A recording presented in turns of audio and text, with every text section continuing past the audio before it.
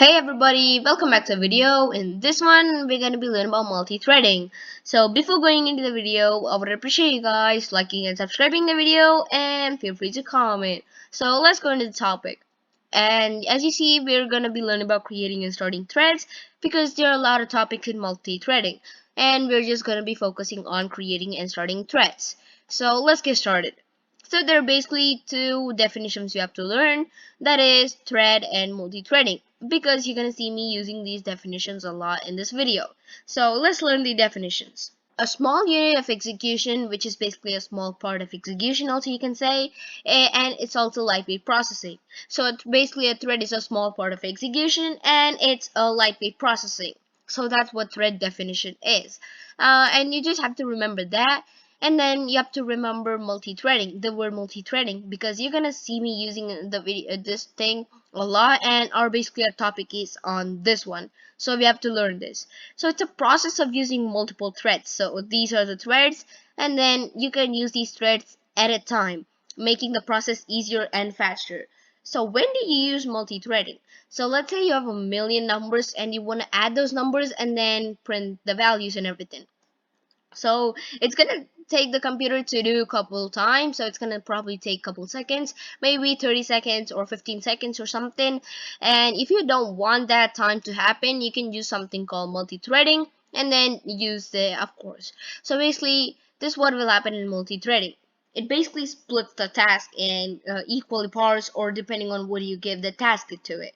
So let's say my first thread, I want to split it equally. So basically my first thread is gonna do from 1 to 100k. My second thread 101k to something number, and that's how it works. So that's how this thing multi-threading is used. And no, you should not always use multi-threading to finish the task always faster, because that's not how it should work. And sometimes you have to depend on the input or the value which comes from the other function or something, so you have to wait. So that's why you should not use always multi-threading. So no, you just have to just note that. And now let's get into the topic which our video is about.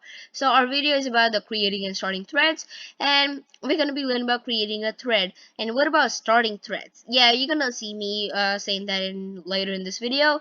So let's see, creating a threads. There are three ways to you can create threads. This is the first way of how you can create a thread using the underscore thread module. So you can just import underscore thread module to create threads. And then at the end, which is basically you type your code in a function and everything, and then at the end you just type the underscore thread dot start, and then you have to have something called new thread, which is basically kind of like the syntax of what it is. So as you see, dot start new thread, and then have a function right here, your function name, and then arguments inside these parentheses. So it basically kind of like should be in a tuple kind of thing. I'm gonna say why I said the word tuple there, so we're gonna see that in a second too. And now we also have to have some small topic, but you have to have this 100%. That is called time.sleep. So it basically says how much delay should be there each time. So you can see a picture right in the screen. So basically that picture we're gonna use reference to understand what the time.sleep is. So the thing that learns that goes from the top to bottom is our main thread, and that's how our code works too, you can say. And then the thing that kind of like curves there, that is our sub thread, which is basically also can be called as child thread, depending on, you can take anything you want, but I'm gonna call it a sub thread. And you have to wait for that, because the main thread basically just finished the outputs in the second. Basically because we have less code, let's say, it's just gonna give us the output. It's not gonna wait for the subthread to finish, so it basically does not wait and it just finishes the code. But let's say we want the output, the subthread output, because we have the main input there or something. And so if you want to print that, you have to use time.sleep. So basically this is gonna say wait for this time until the subthread is finished. You can do it, but in this later on this video you don't even have to use it. So, and now it's always gonna be in seconds. So this basically seconds can be even in integers or floats, which are basically 1.1 or something. Anything works. And no, you have to import time for this. So that's it, we have to learn. And also keeping the diagram in mind so that we can understand this what I'm writing here. I'm gonna import something called underscore thread, as I said, and then import time. So that's what I'm gonna do, and then have my part of code. So in here, I just have print 5 values because I just wanna print the 5 values after this part. So after the number, I wanna print 5 values. So those are the 5 values I want to print, including the number 2. So let's say. And then I'm gonna have my parameters, which is name, and I'm gonna take name in a second, so I'm gonna explain why I took it. And then I have to have the number, which I wanna have 5 values of. For I in range, which is basically I'm defining the range and everything. So if you want, you can check out my other videos to learn these for loops and everything. I made a tutorial on that, so you can go check it out. And then I'm gonna print the I. So why I took the name here? So that I can print the thread name.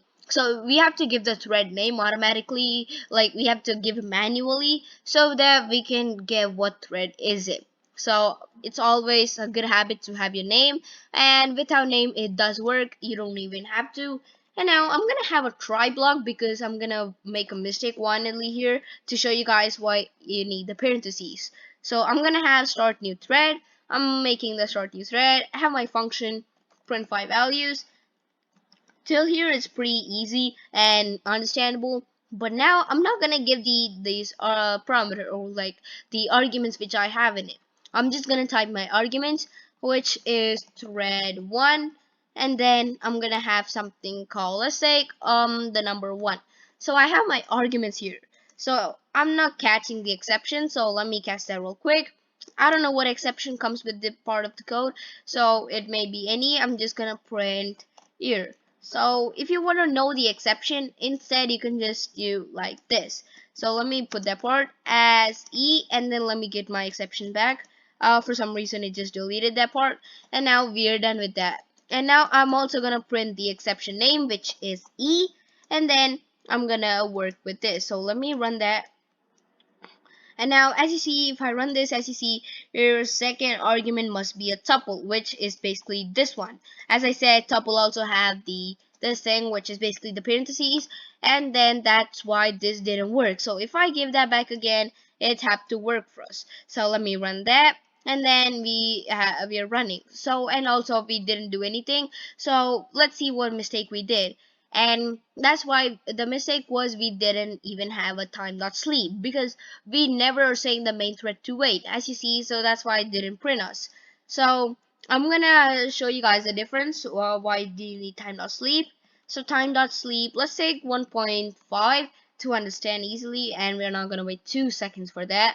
And then have time.sleep, and then probably like I'm gonna have 15 seconds because the process may take up to 15 seconds because I have time.sleep here. And remember, this is not mandatory, so you don't even have to have this for multi-threading. You can just have time.sleep over here because you have to wait, make the main thread wait, right? And then to make sure that my code is done, I'm gonna also print something called kind of like finished. And then if I were to run this, it's gonna work back again. So let me run that, and then it should work. So we just have to wait just for 2 seconds. As you see, 1 thread 1, 2 thread 1, 3 thread 1, 4 thread 1, and 5 thread 1. And then if we just wait a couple seconds, it should print us finished. So let's wait for 7 seconds, and it's been a few seconds, and as you see, it printed us finished. So that's how this thing works. And till here, it's basically just creating threads. We are not doing multi-threading here. So to that happen, we have to use something like this. So let me copy this part so that I'm gonna make multi-threading possible, and then I'm gonna pass 2 in here, and then this is gonna basically do from 6. So this is what I mean by splitting things. So if I were to run this, so let me wait, 1 thread 1, 6 thread 2, 1 2 thread 2, and everything. And always remember, why is it not printing us in an order? Because threads are not in an order, so we pretty much can't do anything. So we can just leave that, and then it printed us finished. So that's how this thing works. And now we understand the underscore thread module, and remember to use time.sleep for this. But now onwards, the things which I say, you don't even have to have time.sleep. So this is very cool because you don't even have to have that. And now the second thing, the way you can create threads are using the threading module, in which you don't even have to have the time.sleep.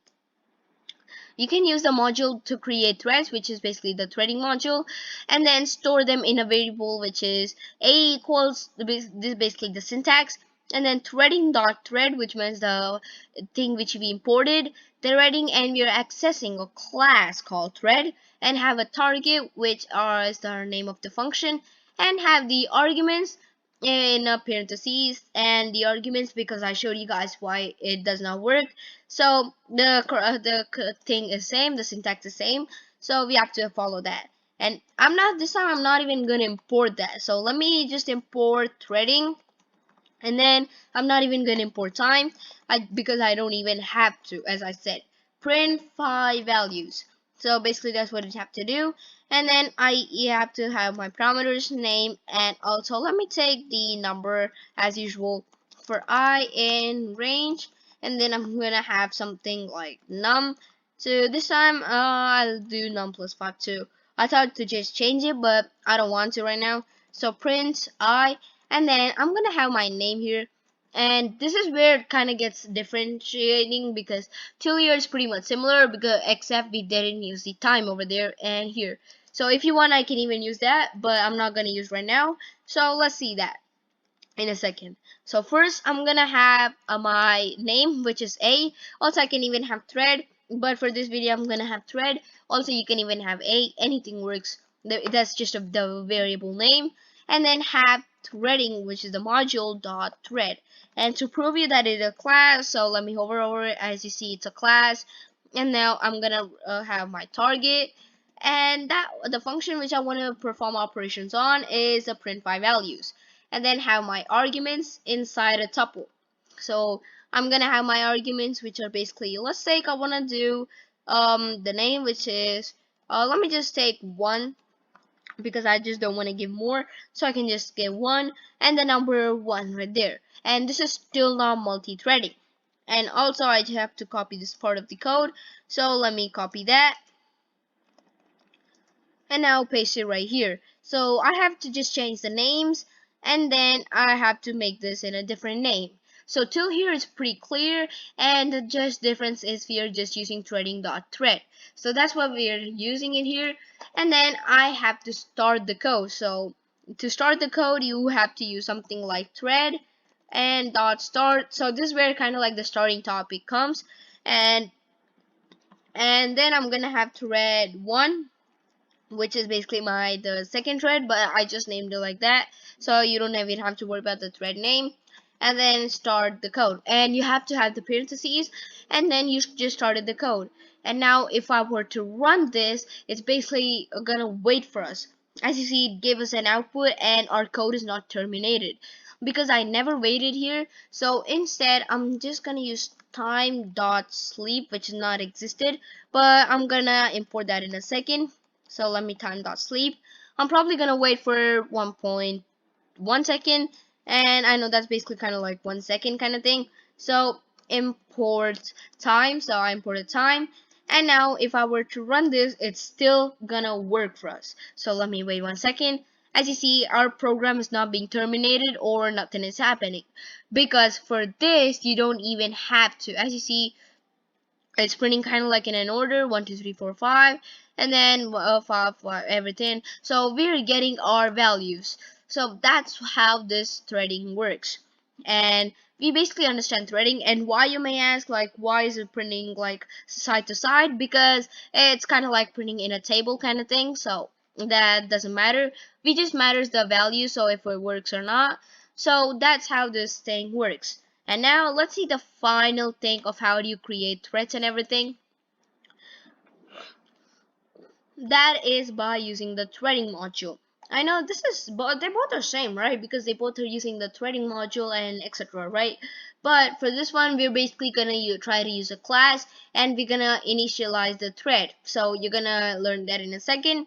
So first, you can even use a threading dot thread in a class to create threads, and then inherit. Basically, you can use a superclass, and then so that you can initialize, which means basically you're getting the properties of the thread class, and to use so that you can use in your class. And then have a function named run. Why you have to have a function named run? So that the code does know that you're running the code. So I can even give run 1, but that does not work. So we can even see an example to prove you guys that it does not work. So we can see that too. And then you have to start your code, which is basically a.start, which is pretty much the thing we did before. So let's see an example. So first, I have to import threading module. So let me import that. And then also I can import time, but I'm not gonna import. I'm gonna just have my class, which is basically probably gonna be print 5 values, because we're just gonna just print 5 values. And then this is where you have to use it, threading dot thread. I know this is somewhere kind of here, right? Heard right? Yeah, that was like the before one, in which we used threading dot thread in the variable. But in this time, we're basically inheriting that part.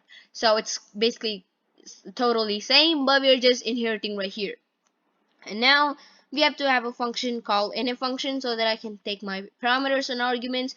Even though you don't have any arguments, you have to have an init function so that you're inheriting the thread module.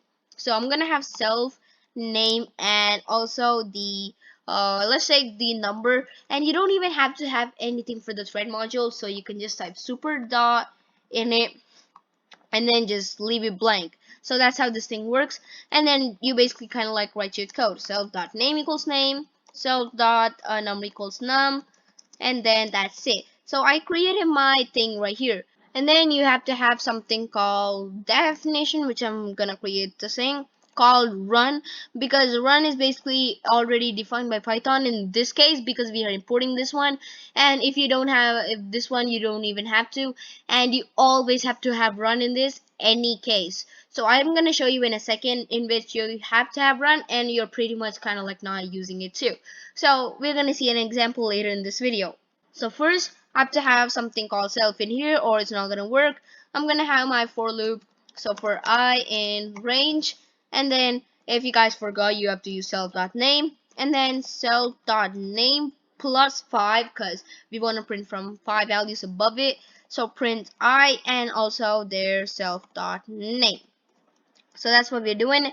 And I forgot, I just kept a name, and that was actually num, so that was my bad. So let me change that to num, and then we can just have it. So as you see, I have my things right here, and now it's not gonna print us anything because we're not running the code or doing anything. And this is now onwards, it's gonna be pretty easy. So it's gonna be not like normal Python, how we did before. I'm just gonna print the 5 values, which is I'm gonna be storing them in a variable, and then have my methods in it, which are basically name and num. So I'm gonna have, I'm gonna pass the name as thread1, and then have my num, which is basically 1. So now I just have to start this code, and then it's gonna work. And now if I run this, it have to print as the output. So let me run this. As you see, 1 2 3 4 and 5, so that works. And also this is not multi-threading, as I said, because we are not editing or doing anything, because we don't have multiple threads right here. So let me copy this part real quick, and now many threads, so that it's gonna form multi-threading. And I can have more than any threads I want, so more than 2, anything. And this time I'm just gonna start with 6, and then 8. Oh, that was b dot start, but I'm gonna change the variable name. So let me start this code, start, and then use the period of parentheses. And now I have to have the b in here, and now if I were to run this, it's gonna work back again. So as you see, it didn't give us in an order, and I never use my thing. I never use the time thing. So now, as I said, you have to have the run inside this. So let's say you don't want to use this run num. So let's say you don't want to use this run. So for that, let me copy this part of the code, and then I'm gonna basically pass for now because I don't have any code. And this time, let me just give some name. So I'm basically gonna, let's say I'm just gonna give run, or let me just run, I'm gonna just take my function, which is basically any name. So my function, and then I have my name right here, self, and then have my code inside this. So let me put my code right there. As you see, I have my code, and this time you have to have the run, but basically your code is doing the function code, and this time you have to have self dot my function. So basically you're getting the code of the my function. So and then if I were to run this, it's gonna work back again. And if I do not have this, so let's take pass, and then it should not work for us. So let me pass it, and now if I were to run this, it does not work. As you see, it's not printing us the values or something, because run Python takes as the running thing, so we have to have the code. And now if I just give it back again, it's gonna work.